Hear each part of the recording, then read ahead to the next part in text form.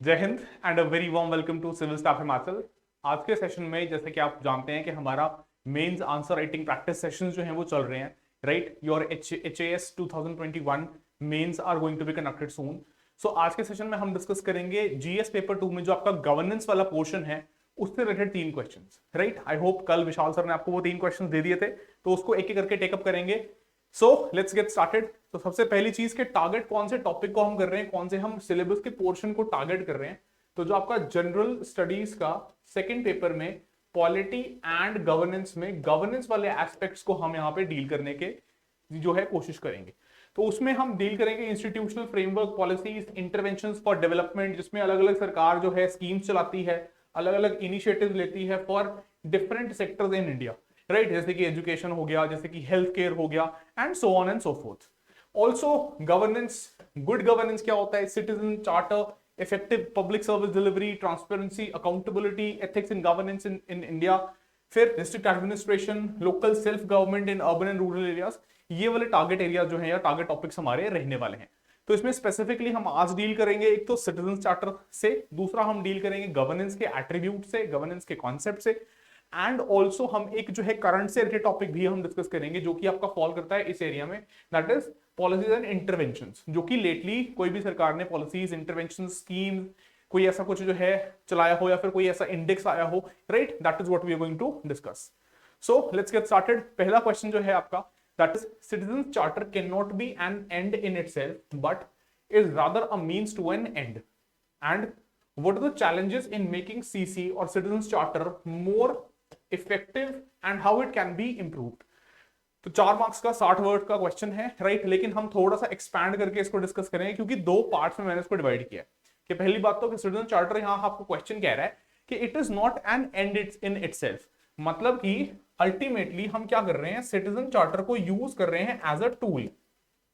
ठीक है, तो ये क्या है, एक मींस है या फिर कह लो एक टूल है, लेकिन ये किस चीज के लिए मींस है या फिर टूल है, किसी ना किसी गोल को या फिर किसी एक एंड को अचीव करने के लिए। अब वो गोल या फिर एंड क्या है, ultimately it is the public welfare या फिर कह लो गुड गवर्नेंस, जिसके थ्रू हम क्या अचीव करने की कोशिश कर रहे हैं, लोगों का वेलफेयर। राइट, तो इस चीज से क्या हम समझते हैं कि सिटीजन चार्टर जो है वो अपने आप में एक अंत नहीं है, वो रादर एक टूल है। एक सरकार के हाथों में एक ऐसा मैकेनिज्म है जिसके थ्रू गवर्नमेंट क्या कर सकती है, पब्लिक सर्विस डिलीवरी मैकेनिज्म को इंप्रूव कर सकती है, अपनी सेवाएं और बेहतर तरीके से प्रोवाइड कर सकती है, और उसके थ्रू वेलफेयर लोगों का और गुड गवर्नेंस जो है उसको अचीव कर सकती है, जो कि क्या है, एक एंड है। राइट, तो ये इस तरीके से क्वेश्चन जो है वो अंडरस्टैंडिंग क्वेश्चन की हमारी थोड़ी सी यहाँ पे हमने देख ली। Now let's move to further the what can be the introduction. तो सबसे पहले तो देखो, इंट्रोडक्शन में आपसे एक्सपेक्टेड होगा कि क्योंकि सिटीजन चार्टर को बेस बना के जो है क्वेश्चन चल रहा है, सीसी के ऊपर ही क्वेश्चन जो है वो बिल्ड कर रहा है, तो आपको बताना चाहिए एग्जामिनर को कि आपको सिटीजन चार्टर अच्छे से पता है कि ये क्या कॉन्सेप्ट है, सरकार ने जो है इस कॉन्सेप्ट को क्या ध्यान में रखते हुए इंट्रोड्यूस किया था। तो इट इज अ डॉक्यूमेंट, जैसे कि हम देखते हैं, which represents a system of what effort to focus on the commitment of the organization. कि भाई जो भी ऑर्गेनाइजेशन का सिटीजन चार्टर है वो उस ऑर्गेनाइजेशन की कमिटमेंट, उसके ऑब्जेक्टिव्स, वो कैसे सर्विस डिलीवर करेगी लोगों को, उन सब का क्या करता है, उन सब का एक समावेश बना के हमें, या फिर कह लो उन सब का एक हमें ब्रीफ जिस्ट बना के जो है प्रेजेंट करता है लोगों को कि ये आप इस ऑर्गेनाइजेशन से, पब्लिक ऑर्गेनाइजेशन से पर्टिकुलरली आप एक्सपेक्ट कर सकते हो सर्विसेज, एंड इस टाइम फ्रेम में आप एक्सपेक्ट कर सकते हो। Right, in respect of standard of services, कि किस स्टैंडर्ड की सर्विस मैं वहां से एक्सपेक्ट कर सकता हूं, उसके साथ साथ information, what information can I collect, choice and consultation, कि क्या मेरे पास कोई चॉइस है, कि अगर मान लो मेरे पास जो है, मुझे इलेक्ट्रिसिटी चाहिए, मैं इलेक्ट्रिसिटी ले रहा हूं, तो मुझे एक सरकारी विभाग से इलेक्ट्रिसिटी नहीं चाहिए, मुझे जो है और एफिशिएंट कोई पब्लिक सेक्टर वो जो है, वो प्राइवेट सेक्टर जो है वो डिलीवर कर रहा है, तो क्या मेरे पास कोई चॉइसेस भी हैं, या सिर्फ यही डिपार्टमेंट जो है सरकार का, या फिर यही विभाग जो है सरकार का, या फिर गवर्नमेंट की यही एजेंसी डील करती है उसमें। Right, then non discrimination and accessibility, grievance redressal, सबसे इंपॉर्टेंट, कि अगर जो है मेरी जो डिमांड थी या फिर जो सर्विस मुझे मिलनी चाहिए थी, वो सर्विस मुझे डिलीवर नहीं हुई, उसकी डिलीवरी में कोई कह लो खामी रह गई, या फिर there was non delivery of service, या फिर there was a delay in the delivery of service, तो मेरे पास ग्रीवेंस को अपने रिड्रेस कराने के लिए क्या कोई अपॉर्चुनिटी या कोई अवेन्यू अवेलेबल है? क्या मैं किसी ऑफिसर के पास जाके अपने ग्रीवेंस को, अपनी शिकायत को दर्ज कर सकता हूं? तो वो मुझे कौन बताएगा? वो मुझे सिटीजन चार्टर ही बताएगा, right? And courtesy and value for money, कि मेरे जो मैं आपको टैक्स दे रहा हूं या आपको मैं सर्विस चार्ज दे रहा हूं, उसके बदले में आप मुझे जो सर्विस दे रहे हो वो वैल्यू फॉर मनी है, जस्टिफाइड है या फिर नहीं है। तो चार्टर क्या है? एक ऐसा डॉक्यूमेंट है ना, जिसपे वो सरकारी विभाग या फिर गवर्नमेंट एजेंसी सारे अपने commitments, standard of service delivery, grievance redressal mechanism, वो सारी चीजें जो हमने डिस्कस करी हैं अभी, वो आउटलाइन करके बता रही है किसको? सिटीजन को, right? So that is the basic crux of citizen charter. So this also includes the expectations of the organization. अब दो बातें हमने करी, देखो, एक तो ये बात करी कि सीसी क्या कर रहा है, बता रहा है कि सिटीजन क्या एक्सपेक्ट कर सकते हैं ऑर्गेनाइजेशन से। दूसरा क्या है कि वो ऑर्गेनाइजेशन जो है वो सिटीजन से क्या एक्सपेक्टेशन रखती है कि सिटीजन भी जो है वो फुलफिल करेंगे कमिटमेंट अपनी एक ऑर्गेनाइजेशन की तरफ। तो इस चीज में एग्जांपल के तौर पे देखो, एग्जांपल हम क्या ले सकते हैं यहां पे, कि अगर मान लो इनकम टैक्स डिपार्टमेंट की बात करें, तो इनकम टैक्स डिपार्टमेंट का जो सिटीजन चार्टर है वो कहता है कि आप अपनी इनकम टैक्स रिटर्न जो है वो हम आपको जल्दी से जल्दी 90 डेज के अंदर अंदर जो है आपको हम रिफंड आपका कर देंगे। लेकिन इनकम टैक्स डिपार्टमेंट क्या एक्सपेक्ट करता है सिटीजन से? वो भी एक सिटीजन चार्टर के अंदर जो है वो मेंशन किया जाता है। तो एक्सपेक्टेशन क्या है सिटीजन से? कि आप जो हो टाइमली अपने टैक्सेस को पे करोगे, यू विल टाइमली पे the taxes, right? You will commute the, या फिर कह लो आप टैक्सेस की कम्यूटेशन में, उसकी कैलकुलेशन में कोई भी करप्शन नहीं करोगे, उसमें आप कहीं पे भी कोई चीज, कोई मिस रिप्रेजेंटेशन नहीं करोगे, किसी भी इंफॉर्मेशन को कंसील नहीं करोगे, राइट? मतलब कि आप जो है पूरी डिटेल्स जो है वो रिवील करोगे, जो भी आपकी इनकम है, जो भी आप कमा रहे हो, जो भी उसके सोर्सेज हैं, वो सारा कुछ आप रिवील करोगे, उसमें आप कंप्लीट ट्रांसपेरेंसी मेंटेन करोगे। मतलब कि ये हम क्या कर रहे हैं, सिटीजन से एक्सपेक्ट कर रहे हैं, जो कि हम इनकम टैक्स के सिटीजन चार्टर में ही मेंशन कर देंगे, right? So that is the basic crux of citizen charter. अब देखो बॉडी में क्या लिख सकते हो, कि हमें हमारा क्वेश्चन जो है वो क्या पूछ रहा था कि सिटीजन चार्टर जो है उसकी इंप्लीमेंटेशन कौन कौन सी चीजों से सफर कर रही है, कौन कौन से चैलेंजेस से सफर कर रही है। So then you can straight away land up to the body part and start elucidating the challenges. तो इसमें सबसे पहले तो लिमिटेड अवेयरनेस है चार्टर की अमंग दी पब्लिक में अवेयरनेस बढ़ाने की जरूरत है, ये एक पहला पॉइंट हो सकता है। देन पुअर और inadequate consultation with stakeholders और citizens, lack of involvement in the charter cycle.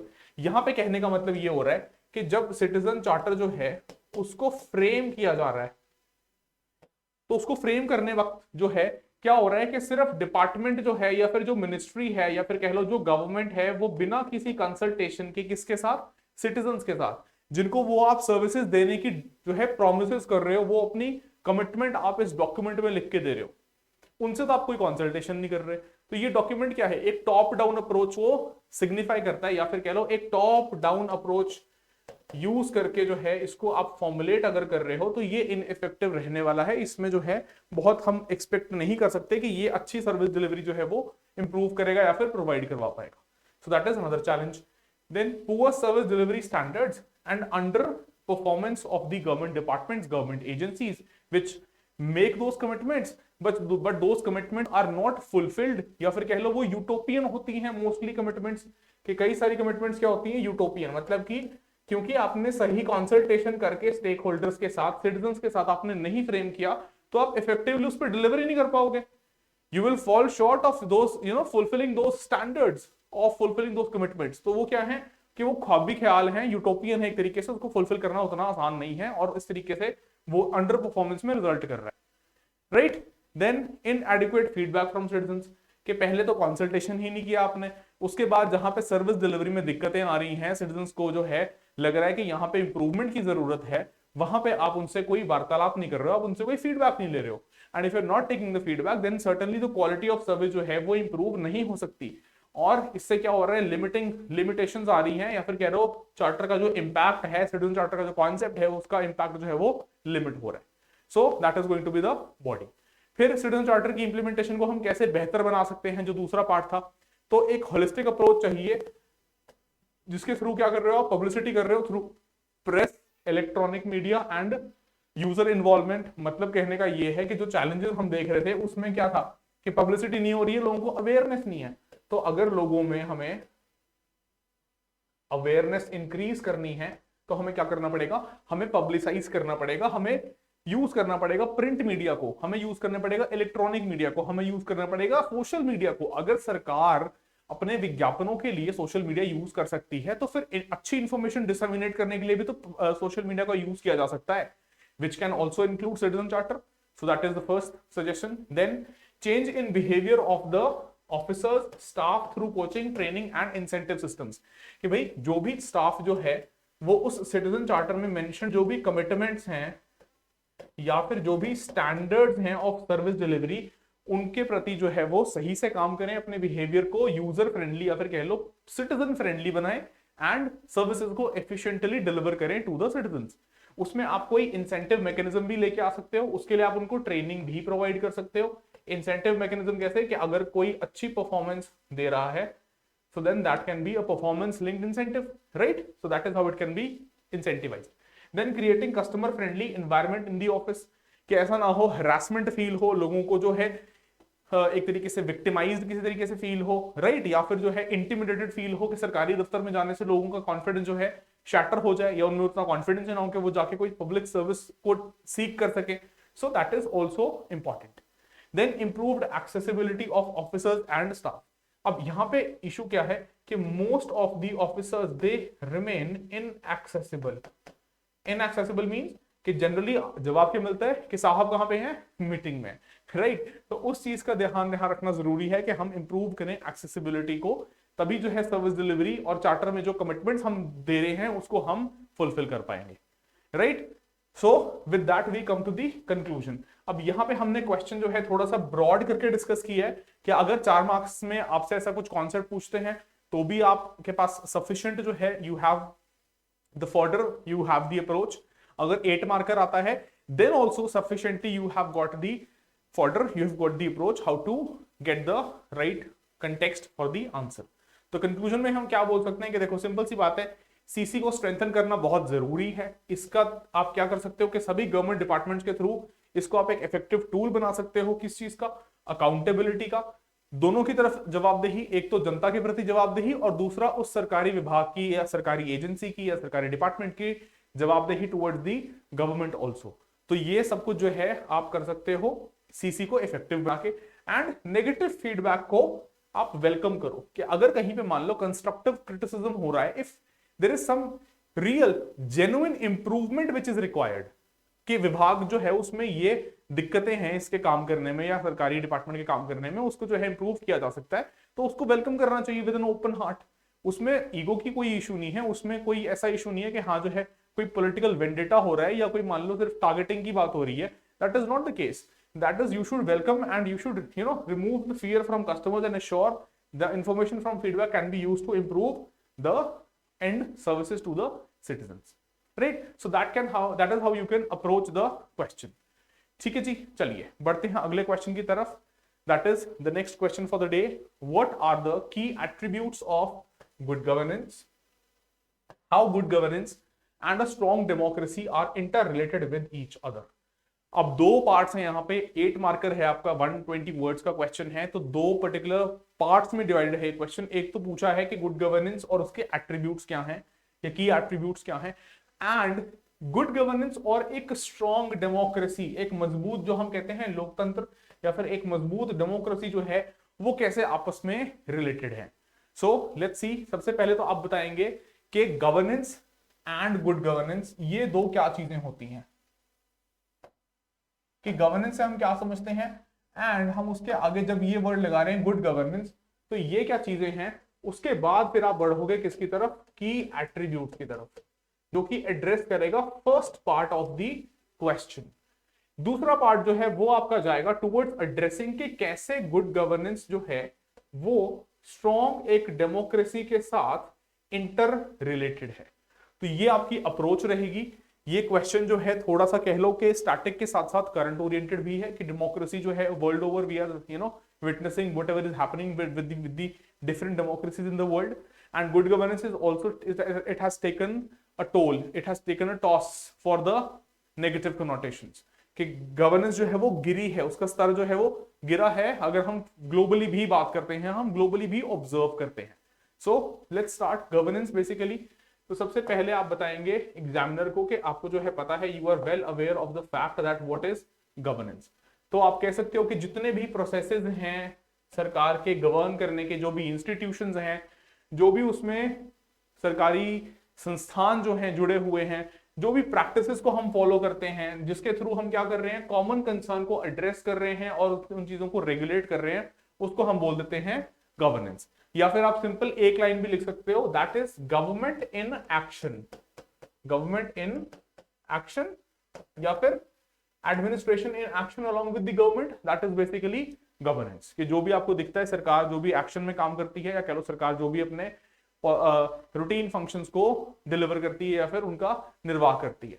तो ये तो हो गया गवर्नेंस। अब बात आई कि गुड गवर्नेंस, या फिर इसके आगे एक जो एडजेक्टिव या एट्रीब्यूट लगा दिया गया गुड, उसका क्या मतलब समझ सकते हैं। तो गुड गवर्नेंस क्या है, इट एड्स अ नॉर्मेटिव और evaluative attribute to the process of governing, and from a human rights perspective it refers primarily to the process whereby public institutions conduct public affairs, manage public resources and guarantee the realization of human rights। कि हम क्या कोशिश कर रहे हैं, हम good governance की तरफ, या फिर कह लो गवर्नेंस से बेसिकली, आई रिपीट, गवर्नेंस से हम मूव करने की कोशिश कर रहे हैं या ट्रांजिशन करने की कोशिश कर रहे हैं, किसकी तरफ, गुड गवर्नेंस की तरफ।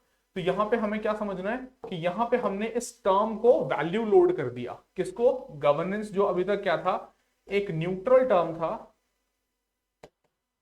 इसको अब हमने क्या कर दिया, now it is value loaded, और आपने इसको ट्रांसलेट कर दिया किसमें, गुड गवर्नेंस में। तो अब इसमें क्या होगा कि अकाउंटेबिलिटी, ट्रांसपेरेंसी, पार्टिसिपेटिवनेस, रिस्पॉन्सिवनेस, ये सारे एट्रीब्यूट जो भी हम देखने वाले हैं, ये सारे जब गवर्नेंस में जुड़ जाएंगे तो वो क्या बन जाएगी, वो गवर्नेंस बन जाएगी। या फिर कह लो जिसको अभी तक हम क्या कह रहे थे, शासन, वो शासन क्या बन जाएगा, सुशासन। Alright, so that is how we transition from governance to good governance. तो इसमें आप चाहो तो एक फ्लो चार्ट भी बना सकते हो, लेकिन वो की एट्रीब्यूट्स क्योंकि पूछे ही है क्वेश्चन में, तो वो उसमें हम देखते हैं। देखो, तो फिर बॉडी में आप क्या करोगे, अब आपने बेसिक एक हिंट दे दिया कि गवर्नेंस और गुड गवर्नेंस जो है वो क्या होते हैं। अब आप आओगे कि एट्रीब्यूट्स जो हैं वो किस तरीके से जो है आप जो है बताओगे एग्जामिनर को।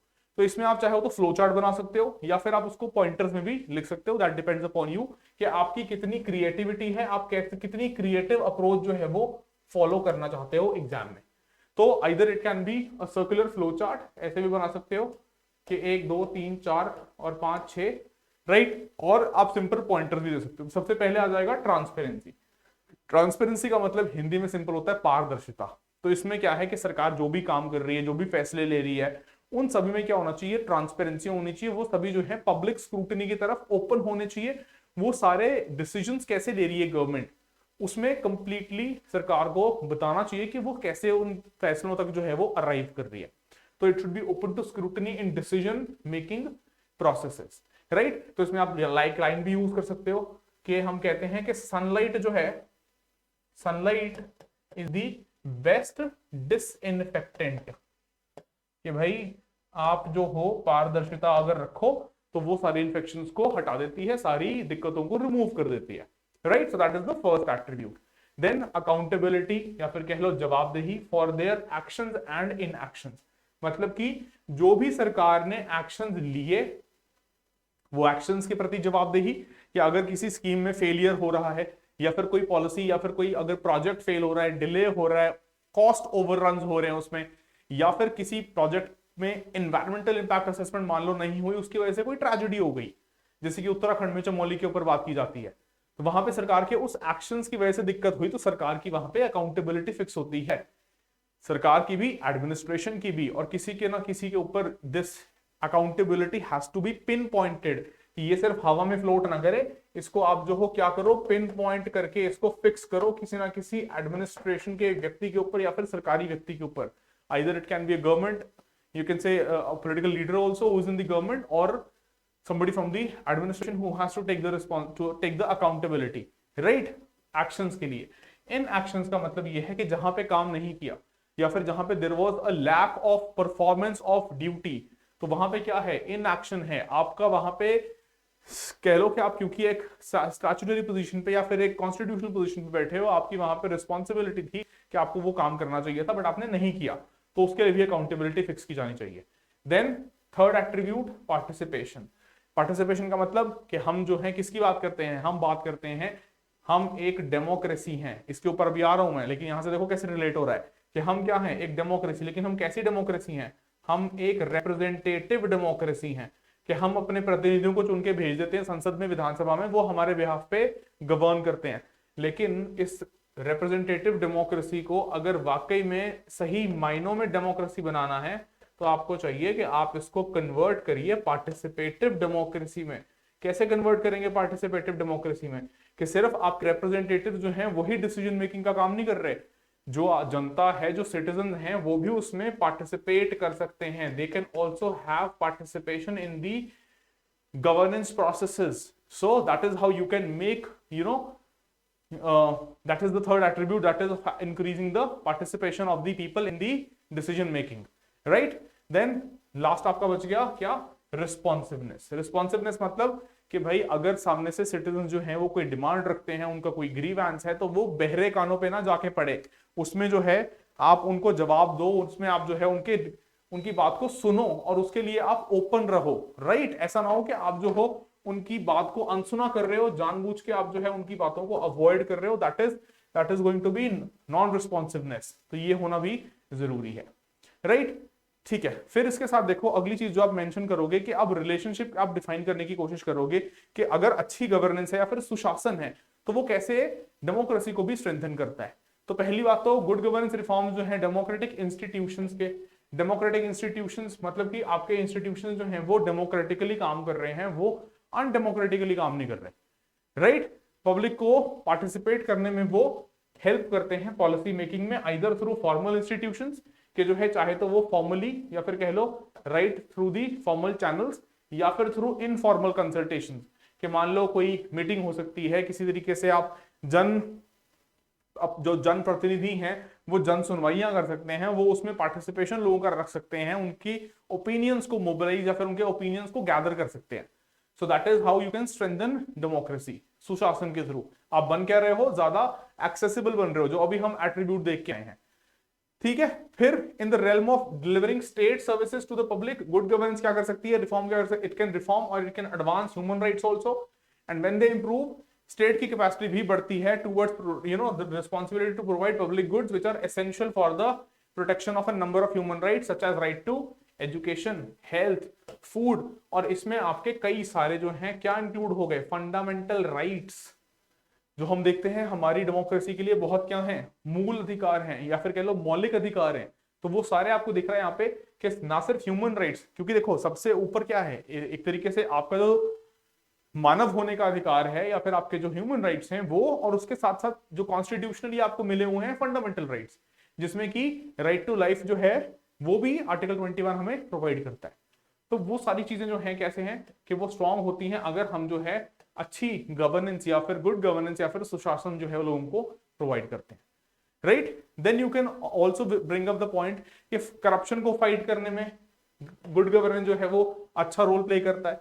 करप्शन नहीं होगा तो इसका मतलब डेमोक्रेसी और स्ट्रेंथन होगी, आपके रिप्रेजेंटेटिव्स अच्छे से काम कर रहे हैं, इसका मतलब वो जो है पब्लिक वेलफेयर के लिए काम कर रहे हैं। They are not working for private और इंडिविजुअल वेलफेयर और individual gain, they are working for the greater good, right? तो जो प्रिंसिपल्स हम बात करके आए, अकाउंटेबिलिटी, ट्रांसपेरेंसी, पार्टिसिपेशन, ये सब जो है गुड गवर्नेंस के जो एट्रीब्यूट्स हैं, अगर इनको फॉलो किया जा रहा है तो ये कहीं ना कहीं डेमोक्रेसी को और ज्यादा मजबूत करते हैं, उसको स्ट्रेंथ प्रोवाइड करते हैं, right? So that is how you can shape the body of the question. फिर आप उसको कंक्लूड कैसे करोगे कि सिंपल सी बात है भाई कि जो क्वालिटी ऑफ गवर्नेंस है वो कंट्रीब्यूट करती है in the improvement of human wellbeing and sustained development. और ये क्यों जरूरी है, क्योंकि हम देखो आज की डेट में यूएन एसडीजीज की भी बात करते हैं, तो सस्टेन्ड अगर आपकी डेवलपमेंट है तो उसके लिए जरूरी है कि अच्छी गवर्नेंस हो। And it has gained wide spread recognition in the past decade and half, कि पिछले कुछ 10, 12, 15 सालों में हम देख रहे हैं कि इन चीजों को रिकॉग्नाइज करना जो है वो ज्यादा शुरू हो गया है in the country, in the world also. and successful democratization tends to enhance the quality of governance because there is a definite overlap between democracy and governance.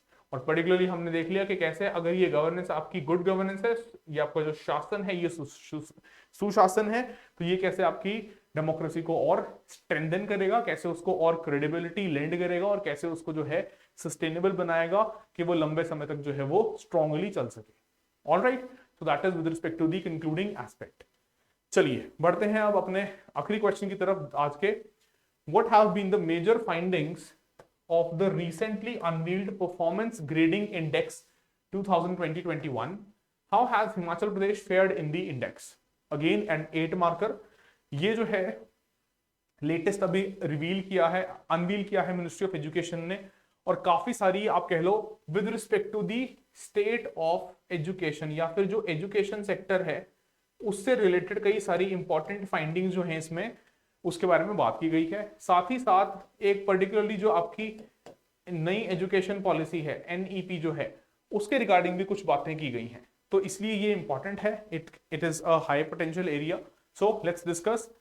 तो पहले तो आप जो है ये बताओगे कि क्या जो है ये इंडेक्स है बेसिकली, कि जो परफॉर्मेंस ग्रेडिंग इंडेक्स है ये क्या करता है, it provide insights on the status of school education in states and UTs including key levers that drive the performance and critical areas for improvement.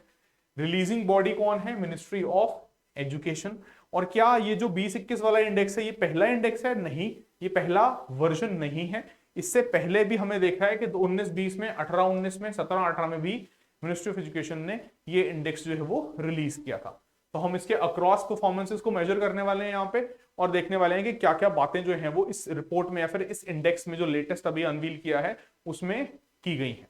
Right, that can be the introduction, then you will move to the body part. तो पहली बात तो आप बताओगे कि भाई ये जो है स्टेट्स को और यूटीज को क्लासिफाई करता है 10 ग्रेड्स में, जिसमें कि हाईएस्ट जो अवेलेबल ग्रेड है वो है level 1, lowest of course level 10, और लेवल 1 2 3 4 5 6 7 8 9 10 इस तरीके से क्लासिफाई करता है सभी को, राज्यों को भी और केंद्र शासित प्रदेशों को भी, जिसको आप इंग्लिश में क्या बोल देते हो, यूनियन टेरिटरीज।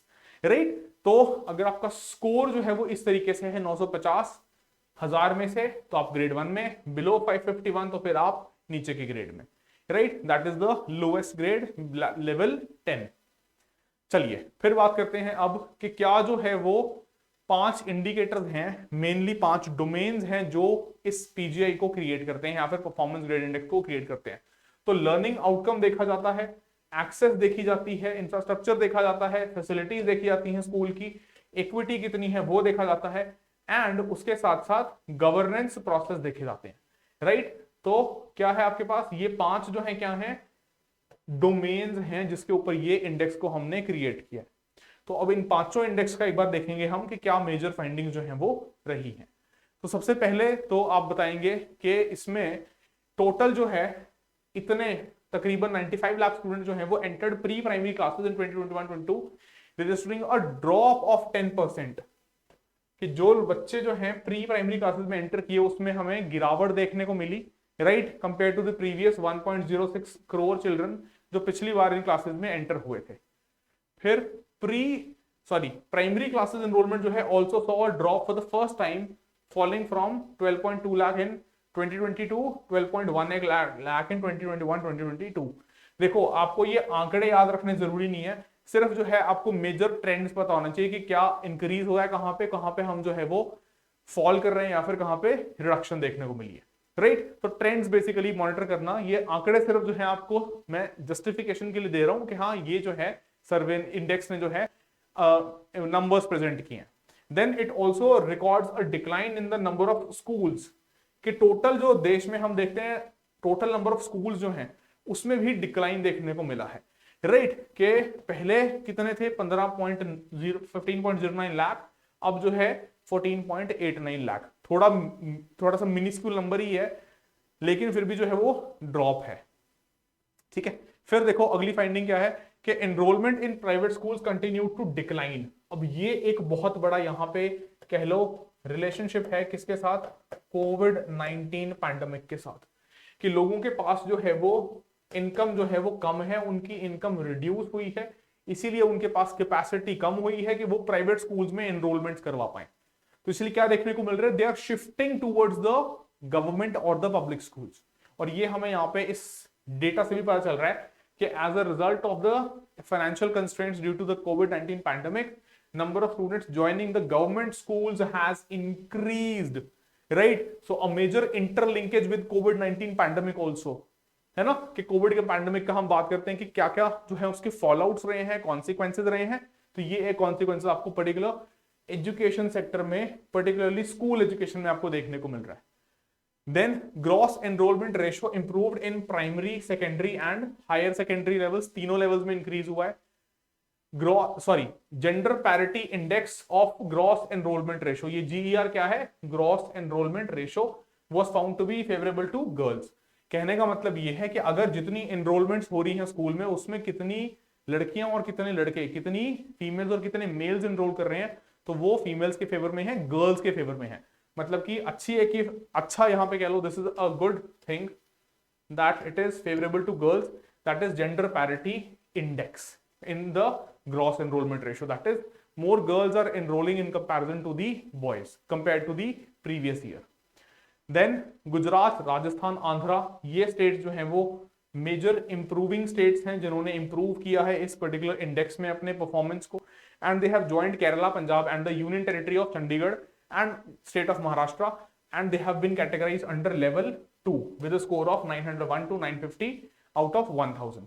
तो लेवल 1 में खैर कुछ नहीं है, लेकिन लेवल 2 में जो है ये स्टेट्स हमें देखने को मिल रही हैं जो अभी लेटेस्ट एंट्रेंट्स हैं, right? So these are the major findings. तो इस तरीके से आप अगर साइट पे जाओगे मिनिस्ट्री ऑफ एजुकेशन की, तो आपको ग्रेड वाइज डिस्ट्रीब्यूशन दिख जाएगा स्टेट्स का। तो अब जो दूसरा पार्ट था हमारा क्वेश्चन का, ये तो हमने आउटलाइन कर दी कि मेजर फाइंडिंग्स क्या है इस इंडेक्स की। दूसरा पार्ट था दैट वाज टॉकिंग बेसिकली, और that was referring to the state of Himachal Pradesh. So now we are going to take a look at how Himachal has fared in the PGI index. So first things first, कि कहां पे हम rank कर रहे हैं, यहाँ कहां पे हम फॉल कर रहे हैं, तो we are following in यहाँ लेवल 3, दैट इज 850 से लेके 900 के बीच में जो स्कोर है। लेवल 3 का मतलब क्या है कि 851 से लेके 900 जिन स्टेट्स का स्कोर है या जिन यूनियन टेरिटरीज का स्कोर है, वो फॉल कर रही है लेवल 3 में। So Himachal is in level 3, right? Then अगर हम बात करें 5 जो हम डोमेन्स की बात कर रहे थे, तो उसमें लर्निंग आउटकम्स एंड क्वालिटी में 140, access of schools 72, infrastructure and facilities में 133, इक्विटी में 219 और गवर्नेंस एंड प्रोसेसेस में सबसे ज्यादा 305। ये जो है नंबर सामने आए हैं या फिर कह लो स्कोर सामने आए, और टोटल हमारा कितना है, लेवल 3 में हम फॉल कर रहे हैं 869 जो है वो overall out of 1000। so that is why we are falling in level 3, right? अब बात आती है कि क्या और परफॉर्मेंसेस अलग अलग तरीके से रही हैं। अगर हम एक ट्रेंड की बात करें कि क्या ट्रेंड रहे हैं, तो उस ट्रेंड में आप बताएंगे कि 17, 18, 18, 19, 19, 20 और 20, 21। अच्छी बात क्या रही है कि स्टडी इंक्रीज है, स्टडी इंप्रूवमेंट है, या फिर कह लो कंटिन्यूअस इंप्रूवमेंट है। जो आपको रेड में दिख रहा है यहाँ 736, 799, 833 and 869. So the state of Himachal has continuously improved since this index was, the index started or index was published in the initial 17-18 years, 18, 19, 19, 20, 20, 21, कि हर साल जो है हमें इंप्रूवमेंट देखने को मिल रही है, which is a very good thing, कि आपका जो है कंटिन्यूसली आप क्या कर रहे हो, बेहतर हो रहे हो, इंप्रूव कर रहे हो, right? Then performance of states in access domain, percent change जो है कि एक्सेस कितनी है आपके स्कूल्स की, तो उसमें यहाँ पे थोड़ा सा ट्रबलसम है ऑब्वियसली। अब हिली स्टेट्स में तो ये चीज हमें देखने को मिलेगी, राइट? हिली स्टेट्स हैं, जोग्राफिकली थोड़ा सा कह लो कि चैलेंजिंग टेरेन होता है, तो वहां पे एक्सेसिबिलिटी जरूरी नहीं है कि प्लेन स्टेट्स या फिर जो आपके नॉर्मल स्टेट्स हैं जहां पे कोई हिली रीजन नहीं है, कोई ट्रेन ऐसा दिक्कत वाला नहीं है, वहां पे प्लेन एरियाज है, वहां पे एक्सेसिबिलिटी इजी रहेगी। तो यहाँ पे एक्सेस में हमारा जो है नेगेटिव रहा है, कह लो percentage change with respect to the previous year, right? So that is a you can say negative connotation here. फिर अगर बात करें गवर्नेंस प्रोसेस के रिस्पेक्ट में, तो गवर्नेंस प्रोसेस के रिस्पेक्ट में है जो इंप्रूवमेंट हुई है हमारे हिमाचल के स्टेट में। सो यू कैन सी पिछले साल के कंपैरिजन में ये ग्राफ जो है वो पॉजिटिव में डिपेक्ट कर रहा है हिमाचल को, right? So that is how you can say कि though we still fall in level 3 category, ठीक है, कि ये जो इंडिसेस हैं या जो डेटा मैं आपको दिखा रहा हूं, इस डेटा का आप क्या कर सकते हो, एनालिसिस इस तरीके से करके लिख सकते हो आंसर में कि although the state falls in level 3 having a score of below 900, but yet what is really optimistic is that we have made steady progress right from the inception of the index in 2017 2018 कि तब से लेके अभी तक हमारा score जो है उसमें कंटिन्यूअस इंप्रूवमेंट्स हमें देखने को मिली हैं, right? So that is how you can and it on a positive conclusion. इसके साथ आप कुछ पॉइंट्स और भी ऐड कर सकते हो, फॉर एग्जांपल कि अभी जो ये 2021-22 अगला वाला जो पीजीआई निकालेंगे, तो उसमें सरकार ने, मिनिस्ट्री ऑफ एजुकेशन ने कहा है कि उसको हम जो है अलाइन करेंगे आपकी जो नई एजुकेशन पॉलिसी है 2020 की उसके साथ, और पीजीआई की रिपोर्ट जो है उसमें नए इंडिकेटर्स को भी ऐड किया जाएगा। तो ये एक अच्छी बात है, एजुकेशन सेक्टर के ऊपर सरकार जो है वो ध्यान दे रही है, ठीक है। फिर उसके साथ साथ पीजीआई जो है उसका सिग्निफिकेंस भी आप बता सकते हो कि किस तरीके से जो है इस इंडेक्स की सिग्निफिकेंस है। तो आप उसमें क्या बताओगे, आप उसमें बताओगे कि देखो बेसिकली हम क्या करने की कोशिश कर रहे हैं, हम स्टेट्स में एक हेल्दी कंपटीशन इंड्यूस करने की कोशिश कर रहे हैं, हम स्टेट्स को फर्दर पुश करने की कोशिश कर रहे हैं, उनको प्रोपेल करने की कोशिश कर रहे हैं कि वो क्या करें, अच्छी multi pronged interventions. Multi pronged interventions कैसे, हमने देखा 5 डोमेन्स के अक्रॉस ये बात कर रहे हैं इंडेक्स, तो 5 डोमेन्स एट लीस्ट और कई सारे पैरामीटर्स जिसके ऊपर आप इंप्रूव कर सकते हो। उसमें आप इंटरवेंशंस करके क्या कर सकते हो, much desired optimal education outcomes जो है वो लेके आ सकते हो, covering all the dimensions. So that is what we are trying to do, that is how you can conclude also कि अगर आपको हम जो भी गैप्स हैं उनको पिन पॉइंट करके बताएं तो आप उसको स्पेसिफिकली पिन पॉइंट करके ही उसका सोल्यूशन भी ढूंढ सकते हो। कि अगर आपको एक दवा निकालनी है किसी मर्ज के लिए, तो आपको पहले मर्ज पता होना चाहिए, आपको पहले पता होना चाहिए what exactly is the disease, you have to diagnose the disease और you have to diagnose the challenge और problem, and when you have pinpointedly specifically diagnose the issue, then certainly what you can do is get the remedy or get the medicine for that particular challenge or issue or disease।